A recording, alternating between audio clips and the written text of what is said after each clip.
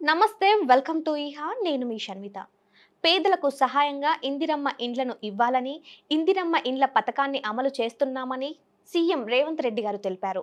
10 సంవత్సరాలుగా రాష్ట్రాన్ని పాలించిన కేసీఆర్ డబుల్ బెడ్రూమ్ ఇండ్ల పేరిట పేదలను మోసం చేశారని విమర్శించారు. బీఆర్ఎస్ పార్టీ వదిలేసిన పనులను తమ ప్రభుత్వం పూర్తి చేస్తుందని తెలిపారు. అదే విధంగా సచివాలయంలో ఇందిరమ్మ ఇండ్ల మొబైల్ యాప్ని ఆవిష్కరించిన సందర్భంగా మొదటిగా ప్రాధాన్యత ఇస్తున్నది అత్యంత నిరుపేదలకు, గిరిజనులకు, వ్యవసాయ కూలీలకు, దివ్యాంగులకు, ఆదివాసులకు, ట్రాన్స్‌జెండర్స్‌కి. అలాగే ఇంటి నిర్మాణానికి పేదవారికి 5 లక్షల సాయం చేస్తామని తెలిపారు. దీనిని 4 దశల్లో ఆ మొత్తం విడుదల చేస్తామని తెలిపారు. తొలి విడత 4.5 లక్షలు ఇళ్ల నిర్మాణానికి పరిపాలన ఆమోదం చేసినట్లు తెలిపారు.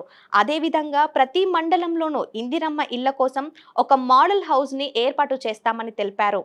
ఆదివాసీలకు ప్రత్యేక కోటా, ప్రతి నియోజకవర్గానికి 3,500 ఇండ్లనే కాకుండా ఆ ప్రాంతంలో ప్రజలను బట్టి ఇండ్లను ఇస్తామని తెలిపారు.